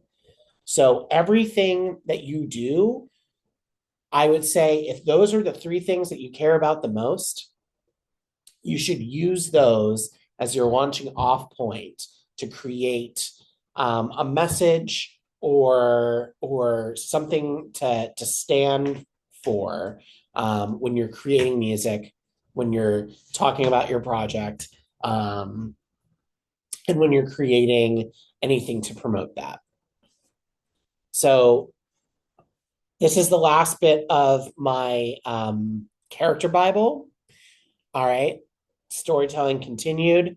So I even showed my team what I wanted to start doing in terms of vibes for social media. Okay. So I was like, if we're going to use memes, I want to blend cuteness with indie rock written nihilism. Okay. So, like, maybe cinematic photos paired with captions like, oh my God, cried at the rave again, LOL. We always want to be a little playful and tongue in cheek in terms of our voice on social media. I also said that I want things to like kind of be a little cryptic, especially as we lead up to new music. So, like, maybe we're writing full blown diary entries, and that's what we're posting to the Instagram story. Maybe we're doing like little cryptic videos that make no sense because they're all part of one bigger story and you have to like connect the dots from one vignette to the next, right? I also want to get in the habit of creating zines because zine culture is something that's very important to me as you know, I grew up listening to independent music. Zines are a huge part of that. So there's actually a service called vault.fm, which you should definitely, I have one for me. And I wanted to create exclusive zines that drop on Vault to help kind of build a community, and only the people that are on my Vault page get access to those things. Um, the idea that the too long don't read version of all of this is basically this little bit at the end. We are making cinema by world building and music. Everything should be feel like it's an expansion of the thing that came before it. Everything should feel like it's bigger than just a track that's out on Spotify. So, performance vibes. Woo! Even how I perform is in this character Bible, right? So, the Baby Weight Project, glitter, tiaras, tequila, champagne, disposable cameras, sweat, messy hair, debris. Okay. We want to focus on immersion during live performances. I've gotten in the habit of playing pre-recorded little voice notes that people send me in between songs. I like the idea of my performances feeling like it's inviting you into a space. Like I am giving you an opportunity to come be a part of something that you haven't been a part of before. And so everything has a sense of magical realism. We're heightening reality a little bit. But ultimately, we want to channel a sense of community and the idea that people can find catharsis in all the music that I'm making and all the performances that we do. Okay. So this is my character Bible. Okay. Like it's very in depth. Yours doesn't have to be as crazy. Your character Bible could literally just be a mood board on Pinterest. It could literally just be a notebook where you write down everything you care about and everything that you want to stand for. But ultimately, everything you do as an artist should come back to this. All of it. This is your brand. So this is how I organize it. I organized it via a character Bible and a manifesto and all this other stuff. Okay. But this is my brand. And this is like how expansive it is. And like, you don't have to get, like I said before, you don't have to get as in depth, but just by taking the time to set intention, you are doing what every great artist in the history of music has ever done. Okay. I would even go so far as to say every great filmmaker. If you see a Wes Anderson movie, his brand is like he's making quirky movies where there's a lot of pastels, there's a lot of monochrome, there's a lot of characters center of frame. Like you ideally, when people look at your Instagram page or see you performing at a festival or see you at a show or whatever, like they should instantaneously know who that is because that's your brand. And if they don't know who you are, they should instantly have an idea of who you are because of what you're doing. Does that make sense?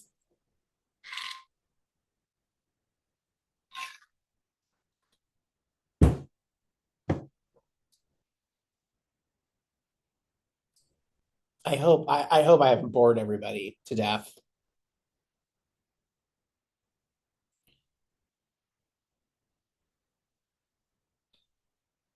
Okay, cool. Now, really quickly, right? Because visuals does play a large part in how this works. When you get to a point where you have to create visuals for your shows, okay, most people when they're starting out will send a promoter their logo, and then they'll put the logo like on a screen behind you as you're performing. That's a very basic way to get your name out there. Okay. If you go out of your way to try and brand yourself and give people like a visual language to latch on to, all right, and give people a vibe and a feeling, right? I would argue it's worth it to invest in your future and take it a step further. Okay. So what I'm going to do now is I'm going to show you some of my new tour visuals so you also get an understanding of like how to build like a world around what you're doing when you're performing. So let's see.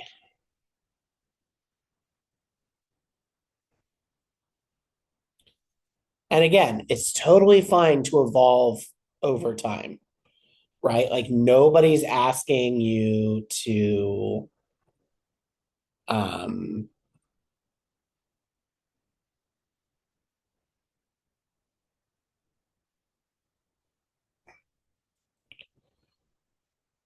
holy crap, where did it go?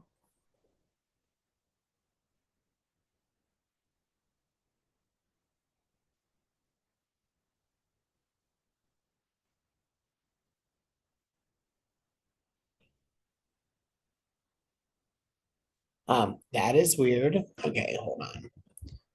Maybe let's go into Dropbox.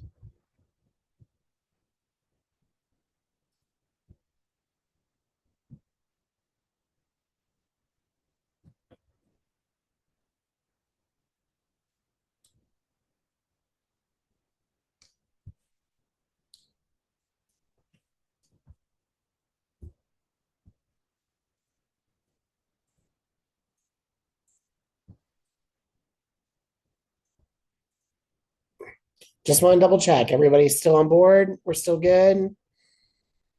I haven't lost anybody? Okay.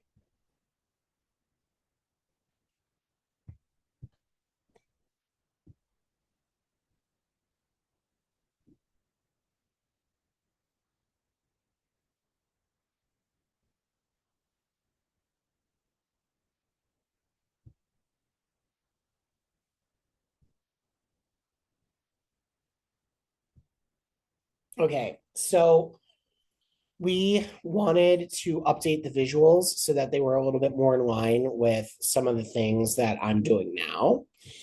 We also have like a series of shows coming up in the summertime. So it was just important to like spruce things up a little bit. Okay. So what I'm going to show you now are some of the visuals that we've created that are new.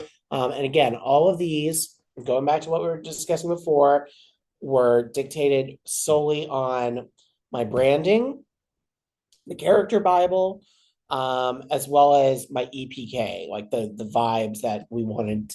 That when we give promoters, when they book me, these visuals should reflect what the talent buyers see in the press kit. Okay, so what I'm going to do is,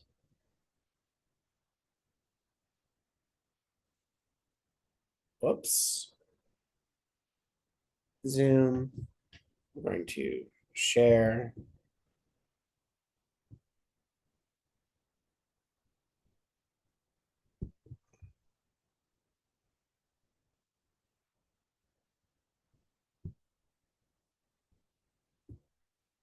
Okay.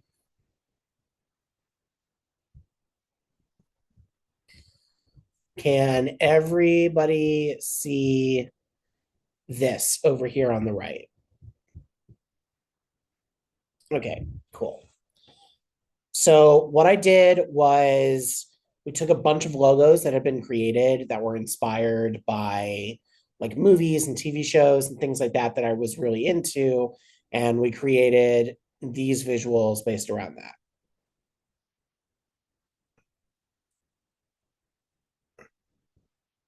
Okay. And what we did was we put it on an endless loop, right?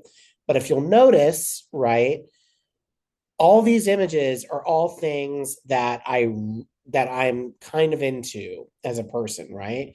So we have like a Wes Anderson reference. We have like this Beetlejuice reference that's like a little feral and like kind of crazy. We have this reference right here, which is like really into Alfred Hitchcock movies. So I'm also really into this designer that designed like a bunch of movie posters for that time period, like stuff like Vertigo and whatnot. So wanted something that was a reflection of that. Something that has like more of a Y2K feel. Um, this one was inspired by like comic book movies, specifically like Into the Spider-Verse. Um, this one is actually really near and dear to my heart. We wanted to do something that felt like indie 2000s New York rock music. But the background of this is actually the front window of a venue that no longer exists in Washington, D.C., that I was a huge fan of called the Velvet Lounge. So this is paying homage to like where I came from. This was inspired by the opening credits to the movie The Craft. Um, this was inspired by like a lot of like Y2K oriented music, um, like stuff like ATB and stuff. Um, this is just a very Washington, D.C. type aesthetic. Um, I wanted something that reminded me a little bit of like video games from the Sega Dreamcast era, which is how we came up with this. This was inspired by a lot of Japanese designers that I really like, as well as the video game Parappa the Rapper. Um, this is my original logo that I ever made as baby weight, which in and of itself was inspired by the Fleetwood Mac logo. This was inspired by the WWE. This is literally the PlayStation font. This was inspired by a bunch of like Y2K era movies, things like Can't Hardly Wait. This I just thought was kind of baller. Um, Again, this is also inspired by kind of like 1960s, 1970s, like retro futurism, which is like a little campy, a little silly. But yeah, so, and then that just plays on an endless loop. There's also like a Saltburn reference in there. So, that's one thing. Um, this is my original visual, where it's the original logo. It's kind of timeless, kind of basic. I actually paid somebody to make this for me, so it's not something that was made. This is a new tour visual that debuts in 2 weeks, um, which takes the comic book character head that we have. I call this the getting sleepy one. It's like a little unhinged, a little silly, but it like kind of like reminds me a lot of like 1960s, 1970s, uh, like Saturday morning cartoon type stuff. So we wanted something that kind of felt like that. Um, then we have this, which is literally just a meme of just like the constant like baby, like the t-shirts that are like this and that and this and that and this and that. So we wanted something that was like self-referential and kind of campy. So that's where that came from. Um, then we have these new visuals that are inspired by the opening to Scott Pilgrim versus the World.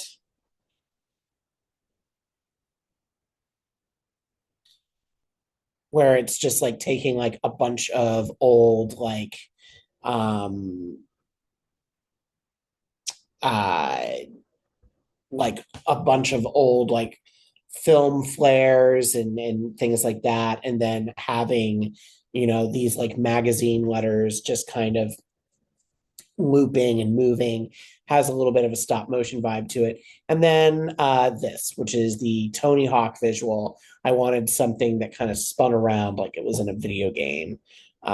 So we have this, which takes like the new baby weight logo but like puts it in a liminal space and has it like kind of spinning around as if it's like something that you can collect, like in a Crash Bandicoot game or something. So all of these kind of like help play into the vibe that we want people to have when they're at shows, where it's like it's not taking itself too seriously, and it feels like a little off kilter.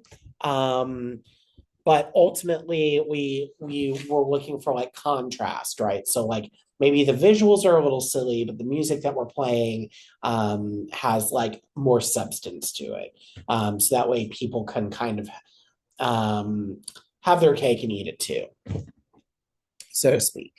But yeah, that's about it as far as like branding and visuals and voice and all that stuff. Um, is there anything else you guys want to know? Um, we have a few more minutes in this session, so did you make those yourself or did I hire someone? You can hire people. I made these. I actually graduated from college with a degree in film. So I have an understanding of like After Effects. I have an understanding of Final Cut Pro, things like that, like super high end stuff. And then my day job, which I really don't talk about that much. But I actually work for a music venue and I help them with their content strategy. Specifically, like I make things like videos and artwork for them. So I already kind of have a feeling for things like Photoshop, which granted, take like all this stuff takes time to learn, but um basically just to prove to yourself, just to prove to you guys that if you have something in your head, but you're working on a budget, there's nothing keeping you from making it yourself. Period. The end. Advice for reaching out to talent buyers, promoters. Yeah, the best way to reach out to a talent buyer or promoter, honestly, is just go to shows. Um, Go to shows, meet new people. I would say like, if you go to shows often enough, the venue staff has a tendency to like remember people who go to a lot of shows. Sooner or later, like, just talk to everybody. Literally, just like every bartender, every door guy, every you know go into if if a show is announced at a local venue, go into the mentions, like go into the tags on that Instagram post. 9 times out of 10, promoters and talent buyers, they're tagged in those posts, and reach out to them and just say, don't be like, oh man, like I love what you guys do and you're so amazing, whatever. Like most of the time, the shorter and the more sweet it is, just being like, hey, I like what you guys do. I'd like to wet my whistle a little bit as an artist. I'd like to send you a mix. Where's the best place to do that? Done. You know, um, like nowadays, I would say like 10 years ago, um, I would have been like, oh yeah, like you want to be like, you know, I like butter people up and do this, that, and the other. Like nowadays, like when people are upfront with stuff, it's honestly really refreshing. So, like if you want to play a party, like just reach out to the people that are throwing parties and just be like, hey, like how can I, you know, become a part of this? Bonus points, literally bonus points if you go out and show that you support the community, that like you're a part of the community, that you care about it. Like, you know, that's honestly the best way. And don't be a freak about it.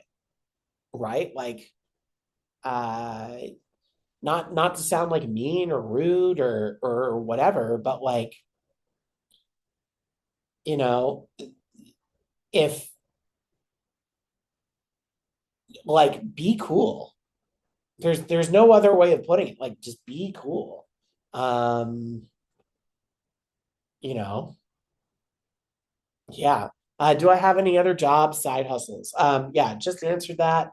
Um, yeah, I have a full-time job. I just started working full-time at this venue in DC, like I said before, helping them with their social media and creating content for them and helping them a little bit with their branding, like in terms of like some of these larger scale events that they're trying to throw.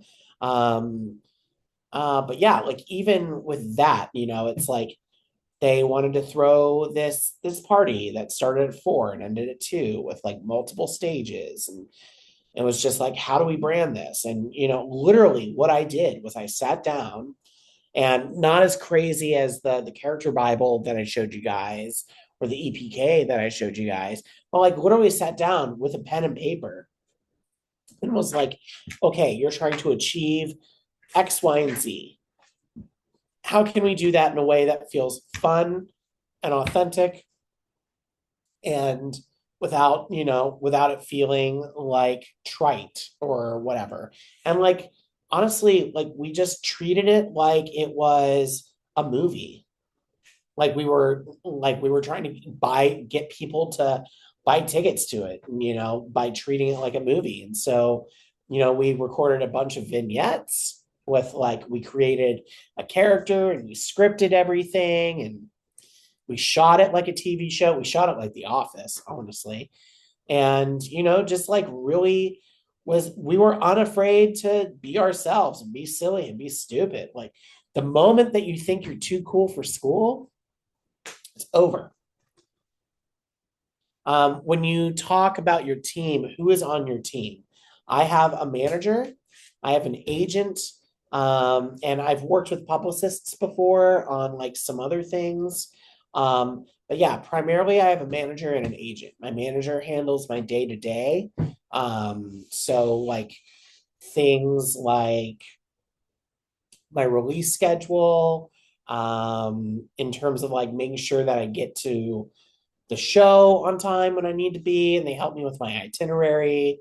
And they help connect the dots. Like if I want to work with an artist, like in a studio, I say, hey, I'd like to work with so and so, and then they try to connect the dots a little bit. And then my agent honestly just handles my tour schedule. So, like when we talk about booking shows, the agent's job is to reach out to talent buyers, reach out to companies that throw festivals, and say, hey, this is what Baby Wait is working on. This is what she has in her schedule as far as openings. And then, if a talent buyer or promoter or festival is interested, then they reach back out to the agent. Um, so, but again, I want to make it very clear. I was doing music full time. Sorry, I was doing everything by myself up until about 2021. So there was about 10 years there where I was doing everything by myself. So I was reaching out to talent promoters. I was reaching out to talent buyers. I was, trying to connect all the dots by myself. It's only been the last few years where I've had other people on my team doing that. And guess what? They get paid to do it. My manager gets 15%. My agent gets like I think 10 or 15%. So before I even get paid, there goes 25, 30%. So like, and that's just a reality of being an artist. It's like once you start making more money, you have to start spending more money to move to the next level. It's very much an Ouroboros, like a snake eating its own tail. That being said, you don't need a manager. You don't need an agent. Okay. I got to a point where I had too much going on in my life that they honestly kind of fell in my lap. And it just was like a cosmic coincidence. All right. Don't feel some kind of pressure like, oh, I need a manager, I need an agent, I need this, I need that. Like the time will come when it's meant to come. Okay. Um, all right, cool. So we are a few minutes after 9. So the session is over. That being said, before everyone goes, I want everyone in the chat to type something that they learned tonight that they didn't know before that they are for sure going to use in the next few weeks. So if everybody could do that, that would be great. And then also tag yourself so that everyone can follow each other on social media.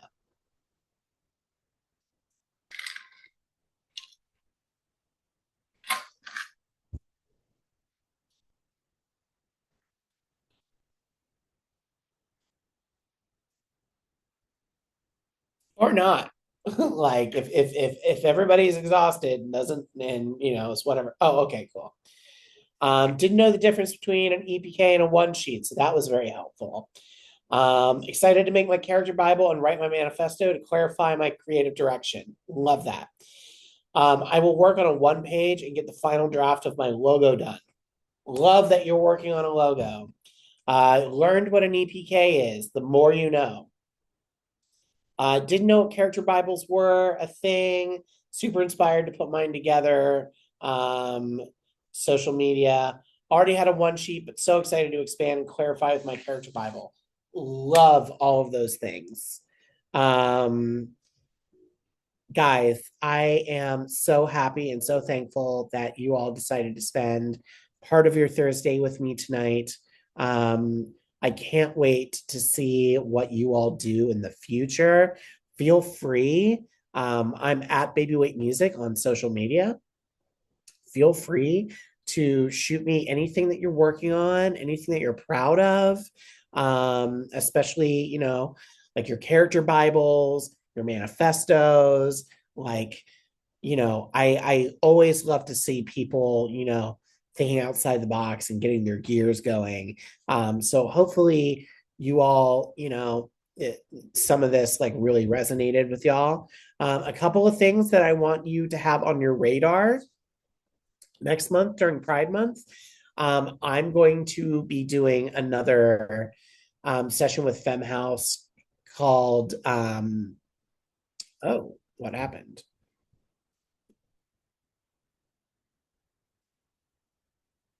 Stop sharing.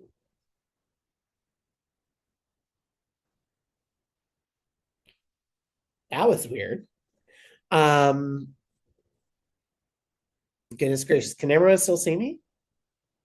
I don't know if this ended. Yeah, okay, cool. So next month during Pride, I am going to be doing a Ask Me Anything. Anything you want to know about the music industry, literally. So, that one's going to be a little bit looser in structure. There's no PowerPoint, there's no slides. It's literally show up, ask your questions. I will answer them one at a time. I should have a special guest for that one too. Super pumped to announce that as we get closer to the date. But I am super pumped for that. So definitely sign up for that. And then on top of that, just keep an eye out for some upcoming programming and sessions that FEMME House has, because they're always trying to give you guys as many opportunities as possible. You can catch me on tour. I'm if you're in LA, I'll be at West Hollywood Pride. I'll also be in Boise, Idaho. We just announced Denver. We just announced Albuquerque. We also announced Arkansas. So I'm going to be kind of all over the place. I'll also be at Dirty Bird Camp out in July. So you'll have multiple opportunities to catch me. But yeah, uh, that about wraps it up. Um, have an awesome night, you guys. Can't wait to see what you make. And as always, okay, you are worth it. You are valuable and you are talented. Don't let anyone tell you otherwise.